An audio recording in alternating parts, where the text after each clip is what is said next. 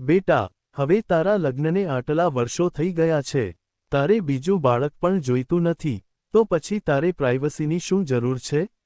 તારી પત્ની સાથે એક રૂમમાં સમય વિતાવવા માટે તું નકામા રૂપિયા બગાડવાની વાત કેમ કરી રહ્યો છે?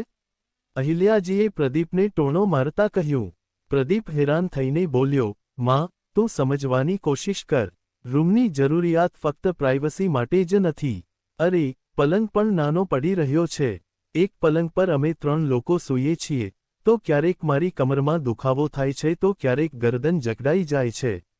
કાલે તો સુમનની કમરમાં પણ દુખાવો થઈ ગયો હતો. રવિ પણ હવે મોટો થઈ ગયો છે, તેને આ રીતે સાથે સુવડાવવો ઠીક નથી ને? એક રૂમ માટે ઘરમાં આટલો હંગામો કેમ કરી રહી છે તું? હું તો રૂમ બનાવીને જ રહીશ. આટલું કહીને તે રૂમની અંદર જતો રહ્યો. અહિલ્યાજી ક્યાં ચૂપ રહેવાવાળા હતા? તેમણે વહુને ટોણો મારતા કહ્યું, વહુ, શું તમાશો માંડ્યો છે તે? વડીલો સાથે કોઈ આવી રીતે વાત કરે છે? અહિલ્યાજીએ જ્યારે સુમનને સંભળાવ્યું, ત્યારે સુમનની આંખોમાં આંસુ આવી ગયા. તે ધીમેથી બોલી, માજી, જ્યારથી મારા લગ્ન થયા છે ત્યારથી હું તમારી દરેક વાત માનતી આવી છું. પરંતુ આ વાત હું નહીં માની શકું. અમે પતિ પત્ની છીએ, તમે અમને અલગ રહેવા માટે ન કહી શકો. અહિલ્યાજી કહેવા લાગ્યા, તું જ બેશરમ છે. મને ખબર હતી કે તે જ મારા દીકરાના કાન ભર્યા છે, એટલે જ તે મારું માનતો નથી. હું પણ જોઉં છું કે તમે લોકો મારા ઘરમાં મારી વાત કેવી રીતે નથી માનતા. તમને ધક્કા મારીને ઘરની બહાર કાઢી મૂકીશ ત્યારે ખબર પડશે. અરે, શું થઈ જશે જો પ્રદીપ હોલમાં સૂઈ જશે તો? ગમે તેમ પણ તારો દીકરો રવિ મોટો થઈ ગયો છે, તમે બંને માં દીકરો રૂમમાં સૂજો. પલંગ પણ નાનો પડતો હશે ને? મારા દીકરાને આરામથી હોલમાં સૂવા દો. મારા દીકરાની સુખ સુવિધાનું ધ્યાન રાખવું મારી જવાબદારી છે.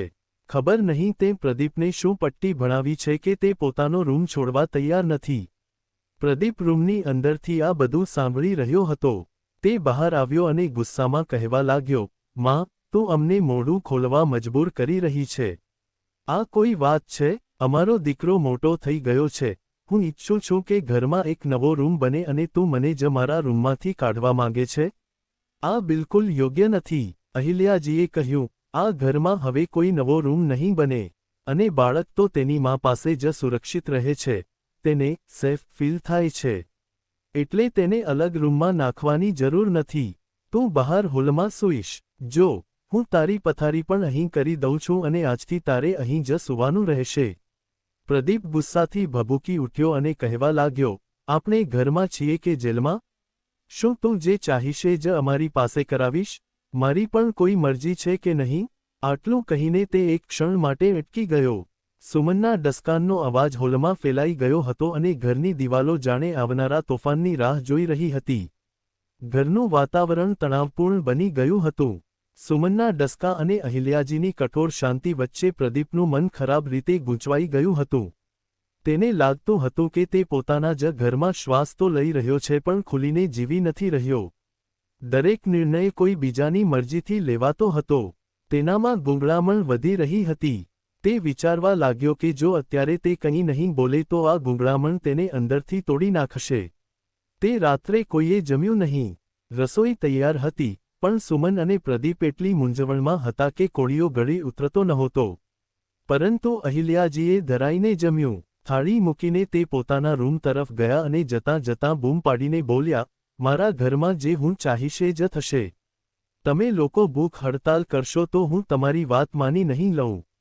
ઘરમાં નવો રૂમ નહીં બને, નકામા પૈસા બગાડવાની જરૂર નથી. બીજી સવારે પ્રદીપ થોડો નાસ્તો કરીને ઉદાસ મને ઓફિસ જતો રહ્યો. સુમનનું કોઈ કામમાં મન નહોતું લાગતું. જ્યારે તે સાસુના રૂમમાં નાસ્તો લઈને ગઈ, ત્યારે તેણે સાંભળ્યું કે અહિલ્યાજી પોતાની દીકરી પલ્લવી સાથે ફોન પર વાત કરી રહ્યા હતા. તેઓ રડતા રડતા કહેતા હતા, પલ્લવી, તું જલ્દી પિયર આવી જા બેટા. અહીં તો કોઈ મારું સાંભળતું જ નથી. આ ઘરમાં મારી કોઈ કદર નથી રહી. સુમન આ સાંભળીને હેરાન રહી ગઈ કે જે આખા ઘર પર હુકમ ચલાવે છે, તે આજે પોતાને લાચાર કેમ બતાવી રહ્યા છે? પલ્લવી માની વાત સાંભળીને ગભરાઈ ગઈ. તેને લાગ્યું કે ભાઈ ભાભીએ મા સાથે કંઈક ખરાબ વ્યવહાર કર્યો હશે. તે તરત જ પિયર જવા નીકળી ગઈ. 2 દિવસની મુસાફરી પછી જ્યારે તે ઘરે પહોંચી, ત્યારે અહિલ્યાજી તેને ગળે લગાવીને રડવા લાગ્યા. પરંતુ જ્યારે પલ્લવીને અસલી કારણ ખબર પડી, ત્યારે તેણે માને સમજાવતા કહ્યું, માં, ભાઈ ભાભી જ તારા ઘડપણનો સહારો છે. જો તું આવો વ્યવહાર કરીશ તો તે લોકો ઘર છોડીને જતા રહેશે. તેમને પણ પ્રાઇવસીની જરૂર છે. રવિ હવે મોટો થઈ ગયો છે, તેને ભણવા માટે અલગ રૂમ જોઈએ છે. તો એક રૂમ બનાવી લો, એમાં તારું શું જતું રહેશે? પલ્લવીએ પ્રેમથી સમજાવ્યું, માં, જો તારો દીકરો તને પ્રેમ કરે છે, તો તેની સુખ સુવિધાનું ધ્યાન રાખવું તારી પણ ફરજ છે. ભલે ઘર તારું છે, પણ અમે બાળકો પણ તારા જ છીએ ને? અમારી ખુશીઓનો ખ્યાલ રાખવો એ તારી જવાબદારી છે. અહિલ્યાજી ચૂપ થઈ ગયા. તેમને પહેલીવાર અહેસાસ થયો કે પરિવાર એટલે ફક્ત પોતાની જીદ પૂરી કરવી નહીં, પણ બધાના સુખનો વિચાર કરવો. સાંજે જ્યારે પ્રદીપ ઘરે આવ્યો, ત્યારે અહિલ્યાજીએ તેને પાસે બોલાવીને ધીમેથી કહ્યું, બેટા, ઘરમાં નવો રૂમ બનાવી લે, હું કંઈ નહીં બોલું. દીકરા અને વહુને શાંતિ મળી. તેમણે પલ્લવીનો આભાર માન્યો. પલ્લવીની સમજદારીએ ઘરનો તણાવ ખતમ કરી દીધો હતો. બોધ, પરિવારમાં પ્રેમ ફક્ત આદેશ આપવાથી નથી ચાલતો. સમજણ, ધીરજ અને સાચો સંવાદ જ સંબંધોમાં સંતુલન લાવે છે.